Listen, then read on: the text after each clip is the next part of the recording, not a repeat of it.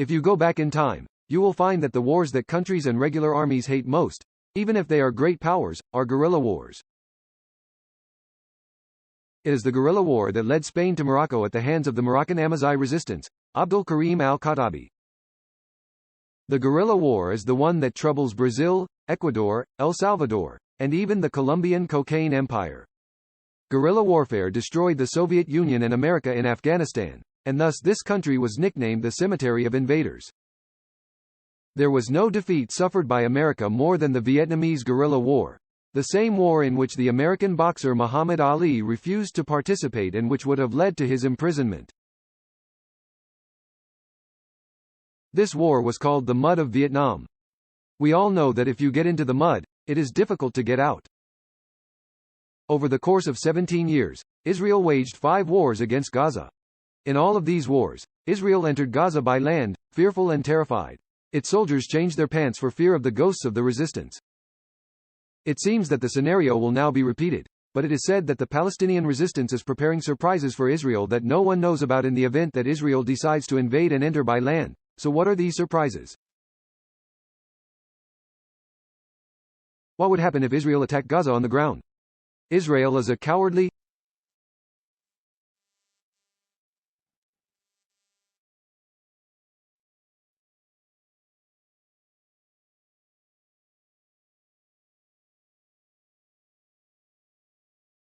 entity that places 2 million people in the largest open-air prison in the world, cuts off water, electricity, gas and medicine from them, does not allow people to enter or leave, and on top of that throws all kinds of legal and internationally banned missiles and bombs at them, and yet they are unable to confront the resistance face to face. If you go back to history, you will find that in every battle and war, the army launches airstrikes to inflict the greatest possible amount of damage to equipment and lives and to destroy the enemy's infrastructure. What history has also proven is that no army could win a war by relying on the air force except with ground intervention, whether with soldiers, operations, armored vehicles, or tanks. This is what happened in Afghanistan, what happened in Iraq, what happened in Syria, the First and Second World Wars, and in many wars around the world. Aerial bombardment can never resolve a war, and this is exactly what Israel did throughout all of its wars on Gaza. It begins with an aerial bombardment that destroys most of it. It can destroy humans, stones, and animals, thus paving the way for land invasion. This tactic is taught in military colleges around the world, and is considered one of the basics of the success of any war between 2 regular armies. However, the situation is different when the war is a guerrilla war. At the beginning of the air war, Israel, for more than a week, had no talk in its media except about the ground invasion.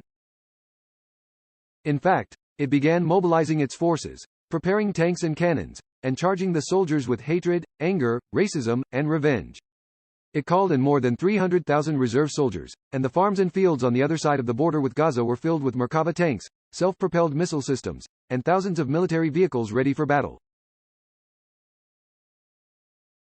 However, rational people and wise people in both Israel and America, and even political and military experts around the world, say that if Israel enters Gaza by land again, this option will be the worst option it could make. Indeed, the hell it will live through will be worse than previous wars. No one knows what the resistance is hiding. Of surprises, on October 7, the Israeli Shin Bet Internal Intelligence Services received a severe blow. It is officially considered the worst intelligence failure in the history of Israel since the 73 war, despite the presence of informants and spies inside Gaza monitoring the resistance leaders day and night.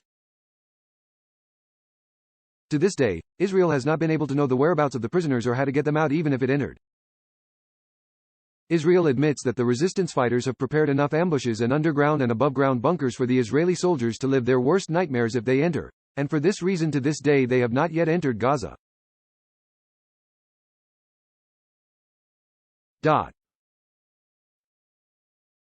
Sharon Lozon is a lecturer at the Hebrew University in Israel and specializes in military and security affairs. He literally says that as long as the Israeli army remains in the West Bank, which it has controlled for 55 years, the land is occupied, and these soldiers maintain this occupation. The Palestinians kill them if they are fighters. This is their definition along with the term freedom fighters. Even settlers residing in the occupied Palestinian territories are there for military purposes, making them legitimate targets for Palestinian militants, especially when the settlers are armed adults. It is known that Israel has one of the strongest armies in the world, and I am of course talking about equipment, about military strength, and not about soldiers in any regular war between two armies. Israel will be the victor because of the military and financial support and because of the powerful, lethal weapons it possesses. Israel possesses exclusive weapons that only exist. For America, this gives it a point of superiority over the rest of the armies, as happened in the farce of the '67 war, and how Israel was able to destroy the Arab armies. I did all this in 6 days. But when will Israel's powerful army and lethal weapons become almost worthless? It is when you face an enemy that you cannot see. How will you kill your enemy or opponent when he does not even appear to you? The plane becomes blind, the tank lame, and the soldiers become terrified in front of resistance fighters who emerge from the ground like ghosts. They beat, they kill, they affect and disappear. Guerrilla warfare is among the most important reasons that prompted America to use incendiary bombs and chemical weapons in Vietnam, especially a certain weapon called Agent Orange. Orange America had nightmares about Vietnamese resistance fighters who were coming out of the ground, killing American soldiers, taking some of them prisoner, and then disappearing. This method of war was derived from one of the types of spiders. This type of spider digs a hole in the ground and then covers its hole. If prey passes by, it quickly emerges, seizes the prey, and returns to its hole. America did not find a solution against these cursed people, as they were called in Hollywood movies, except to throw tons of Agent Orange weapons at them, which America threw in the forests of Vietnam and burned them all. It's just like if a mosquito bothers you at night and you kill it, so what do? You demolish the entire house on the head of this mosquito. The Palestinian resistance, due to the repeated wars on Gaza, became masters of guerrilla warfare and excelled at it. They even became aware of the enemy's weaknesses. They know how to deal with Israeli soldiers. This is in addition to the fact that the resistance fighters know every hole in Gaza. They know the details of the land just as they know the details of the kitchen, and the Israelis have become aware of this matter. In fact, the Palestinian resistance fighters have begun to wish to enter Israel and for the Israeli soldiers to enter Gaza. The spider who wishes flies would come and enter his house. The guerrilla war waged by Palestinians against Israeli soldiers in the occupied territories enjoys a certain degree of legitimacy in research, literature, and international law. Guerrilla warfare requires more courage because the Palestinians in this case are carrying weapons against trained Israeli soldiers, and because fighting against armed soldiers residing in the occupied territories is the clear definition of guerrilla warfare. These words were published in a number of opinion pieces, articles and statements written by politicians, academics and legal experts. Israel is trying as much as it can to show the world that resistance is terrorism.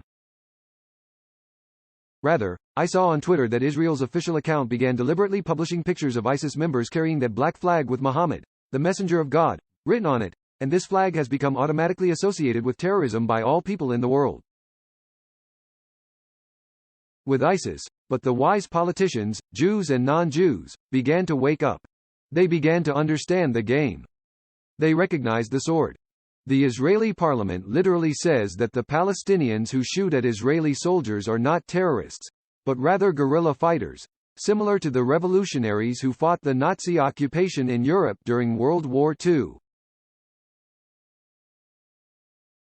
Ofer Kassif points out that those Israelis who call the Palestinians terrorists, their primary goal is to demonize and dehumanize them so that it is accepted to kill them without any mercy, as happened with the lie of the 40 beheaded children that appears to be the case.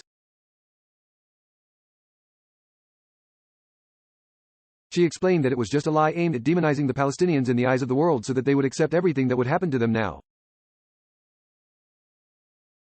But Ofer says that the real terrorism is what the Jewish terrorists did when they killed British soldiers and planted a bomb in the Arab market in Haifa in the year 1938, and when they bombed the King David Hotel in Jerusalem and killed 90 British soldiers and civilians in the year 1946.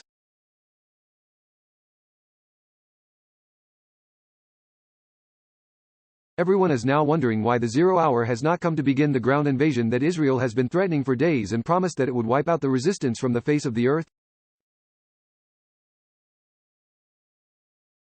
The Jerusalem Post newspaper said that there is a deep recognition within the Israeli army and at the political level that the Israeli army has not fought a war like this in decades, and that rushing to intervene without preparation just to quickly satisfy the thirst for revenge could be a big mistake.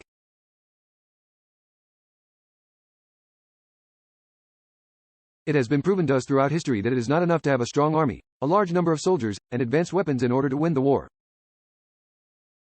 How many small factions have defeated many factions? God willing, and preparation, planning, and faith in God will inevitably change the balance. As long as Palestine lives, the eyes of the cowards will not sleep.